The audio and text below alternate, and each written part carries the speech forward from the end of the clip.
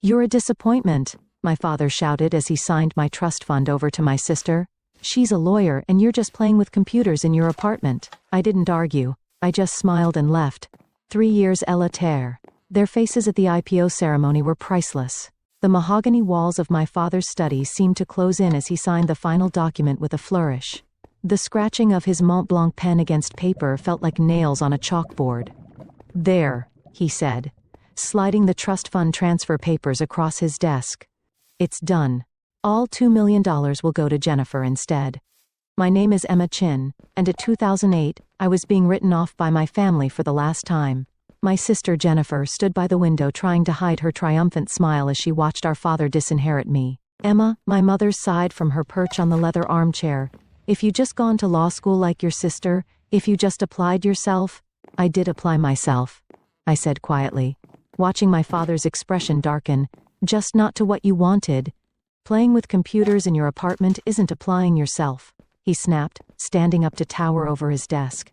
"Your sister may partner at Thompson & Mitchell 32. Meanwhile, you're what? Coding websites for small businesses living in that tiny apartment in the city." I could have told them then. Could have explained that what they saw as playing with computers was actually the development of an AI-driven financial technology platform that was about to revolutionize global markets. Could have mentioned the Series B funding meeting I had next week with venture capitalists who'd already valued my company at $300 million, but I didn't. I learned long ago that my family only saw what they wanted to see. "You're right," I said instead, standing up. "I'm clearly a disappointment. Jennifer deserves the money more than I do." Jennifer shifted uncomfortably by the window. For a moment, I caught a glimpse of the sister I used to know, the one who had shared ice cream with me after bad days at school, who'd helped me with my math homework before our parents' expectations had driven a wedge between us. "Emma," she started, but I held up a hand. "It's fine, Jen." "Really? Congratulations on making partner. You've earned this." As I walked toward the door, my mother called after me. "Will you at least join us for dinner? Your father's reserved a table at Le Bernardin to celebrate Jennifer's promotion." I turned back one last time, taking in the scene. My father's disapproving frown, my mother's practice worry, Jennifer's mix of triumph and guilt. The study walls were lined with law degrees and Bar Association awards, not a single photo of me or my accomplishments in sight. "I have a meeting," I said, "but enjoy dinner." The drive back to the city gave me time to think. The trust fund had never been about the money. I had more than enough of my own now. It was about what it represented. My parents had set up identical trusts for Jennifer and me when we were born, meant to be released on our 33rd birthdays. But a clause allowed them to redirect the funds if they felt one of us was failing to live up to the family standards. My phone buzzed with a text from Maya, my CTO. "VCs move the meeting up to tomorrow. You ready?" I smiled, thinking about the presentation we prepared. "More than ready," I typed back. Time to change the game. When I reached my apartment, the tiny space my father had sneered at, I kicked off my heels and walked straight to my home office. The wall-mounted screens displayed real-time data from our AI system's latest test run. Numbers scroll past, each one representing another successful prediction, another validation of what we built. The playing with computers my father dismissed had led to the creation of Athena, adaptive trading heuristics and enhanced neural analytics, an AI system that could predict market movements with unprecedented accuracy, processing millions of data points to identify patterns human traders could never spot. My phone buzzed again. This time it was Jennifer. "I'm sorry about Dad," her text read. "You know how he gets. The trust fund doesn't add her anyway. Right? You're doing fine with your computer stuff." I stared at the message, noting how even Jennifer's attempt at kindness came with a subtle dismissal of my work. "Thanks, Jen," I replied. "Enjoy dinner." Turning back to my screens, I pulled up the pitch deck for tomorrow's EC meeting. The numbers were staggering. Our beta testing had shown Athena outperforming traditional trading algorithms by 312%. Major banks were already quietly reaching out, hoping to get early access to the technology. A soft chime announced an incoming video call from Maya. Her face appeared on one of the screens, her usual energy somewhat subdued. "Hey," she said, "how'd it go with the family?" "About as well as expected," I replied, running a hand through my hair. "Dad signed over my trust fund to Jennifer. They're celebrating at Abernarden right now." Maya shook her head. "Their loss." You ready to show those VCs tomorrow what real success looks like? I pulled up another screen showing Athena's latest test results. Actually, I've been thinking, what if we don't take the VC money? Maya's eyes widened. What? Emma, we're talking about a $50 million investment at a $300 million valuation. That's small thinking, I interrupted. Look at these numbers, Maya. We don't need VC funding. We could go public within a year, maintain complete control, and I smiled thinking about my father's face at the IPO ceremony. Really show them what playing with computers can accomplish. Maya was quiet for a moment processing, then a slow grin spread across her face. You want to build an empire? I want to build something that even my father can't dismiss, I corrected. Something that changes the way the entire financial world operates. Your father's a corporate lawyer, Maya pointed out. Wouldn't he have heard about Athena if it's as revolutionary as we think? I laughed. Maya, my father still uses a BlackBerry and thinks coding is something you learn at a community college. He hasn't heard about Athena because he's never bothered to ask why I actually do. His loss, Maya said firmly. So what's the play? Cancel the VC meeting? I shook my head. An idea forming. No, we use it. But instead of seeking investment, we pitch partnerships, get them to open doors to their network of financial institutions. We don't need their money. We need their connections. 6 months after being disinherited, I stood in our new office space in downtown Manhattan, watching our team of engineers work on 8 in his final testing phase. The floor-to-ceiling windows offered a perfect view of the financial district, the same institutions that would soon be revolutionized by our technology. Emma, Maya called from her workstation, you need to see this. I walked over, coffee in hand, to look at her screen. The latest simulation results were beyond even our most optimistic projections. Athena wasn't just predicting market movements, it was identifying market-moving events before they happened. Is this accurate? I asked, leaning closer to study the data. Maya nodded, her eyes bright with excitement. Triple verified. The AI spotted patterns in social media, news articles, and trading behavior that predicted the Morgan Stanley merger announcement 3 days before it happened. If this had been real trading instead of a simulation, we would have made $1 billion. I finished. Have you shown this to the compliance team? That's the best part, she said, pulling up another screen. Everything's completely legal. Athena isn't using insider information.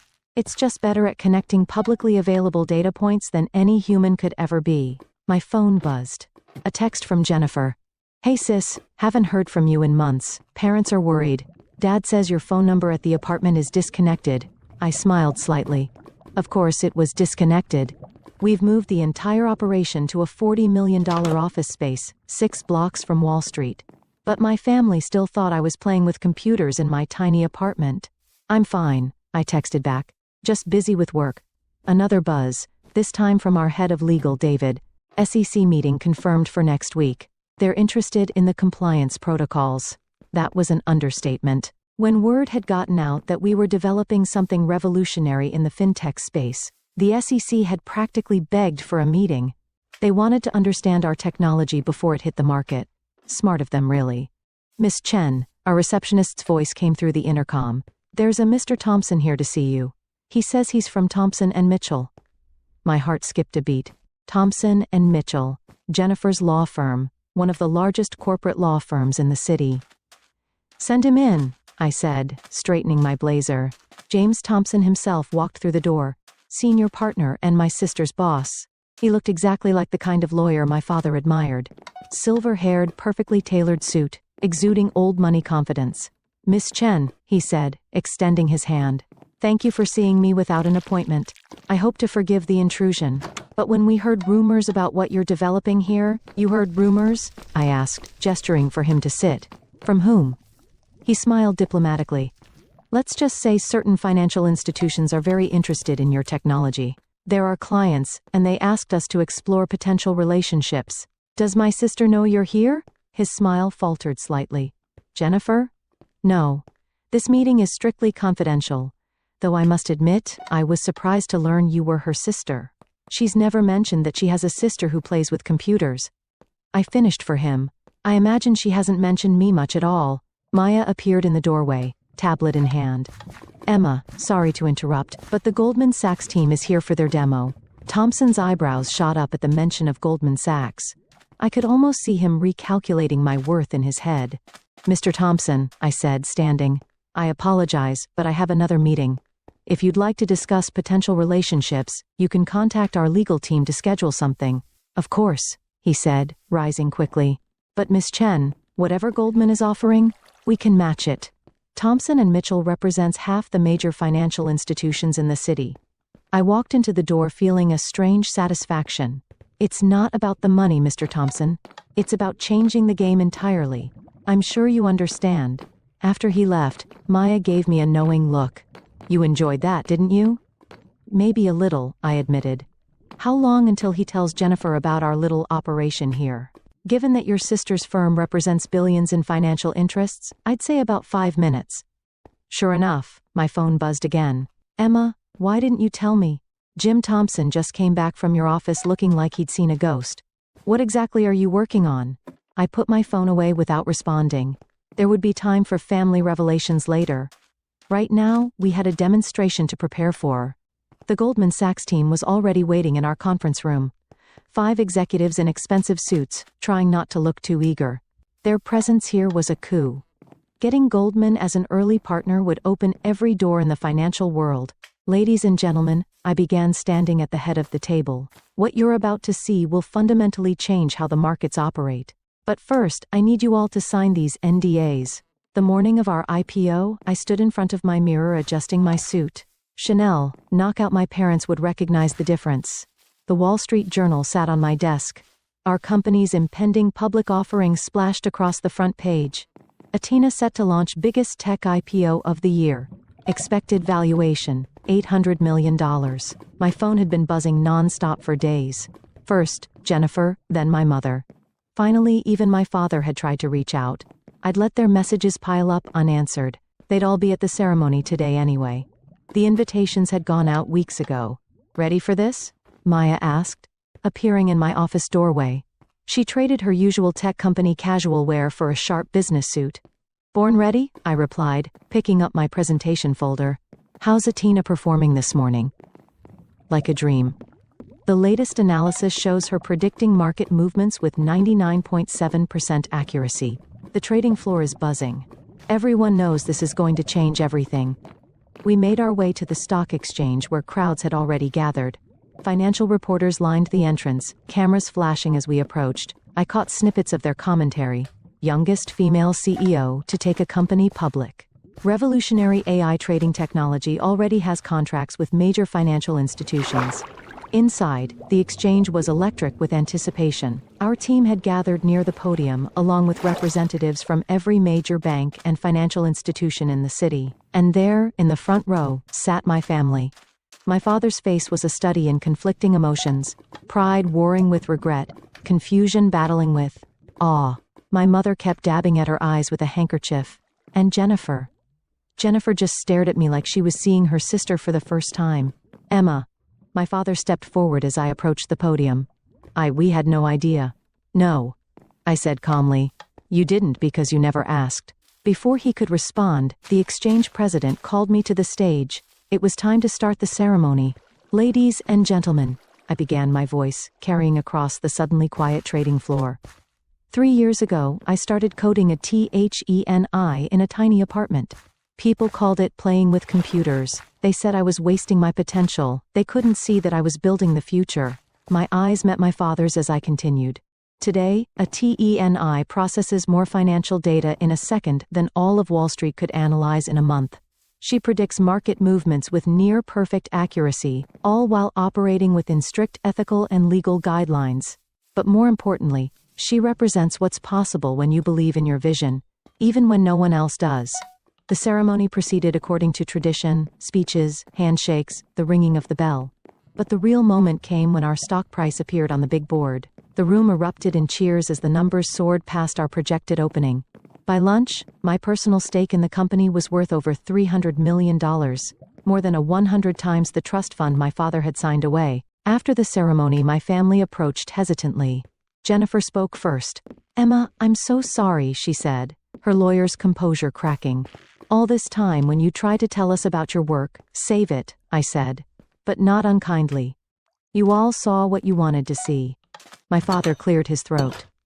Princess, about the trust fund. Keep it, I interrupted. Jennifer earned it just like I earned this. Sometimes the best thing someone can do for you is believe you'll fail. It makes success that much sweeter. But we're family, my mother protested. We should have supported you. I looked around at my real family, Maya and our team. The people who believed in the vision when it was just lines of code in a tiny apartment. You're right. We are family, I said, which is why you're all invited to dinner tonight. I've reserved the private room at Le Bernardin. I hear it's a good place to celebrate success. My father's face reddened at the reference to that dinner 6 months ago, but he managed a small smile. We'd be honored.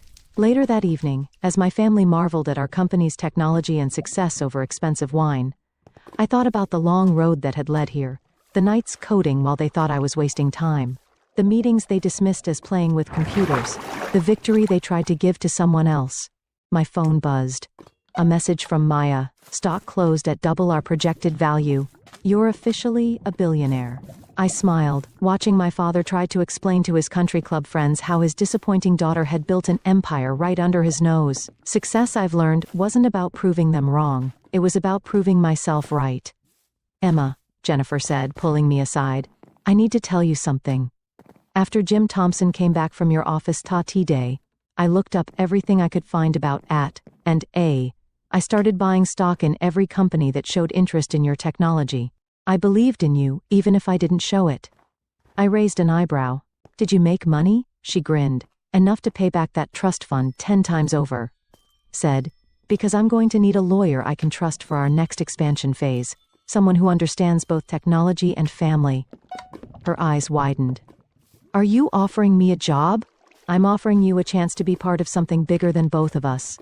What do you say, sis? Ready to play with computers? The next morning, as I walked into our office building, now officially the ATGNI Tower, I passed a young intern working on code in the lobby during her break.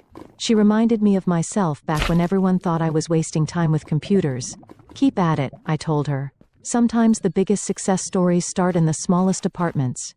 She looked up, recognition dawning in her eyes. Miss Chen, I read about how you built Atena.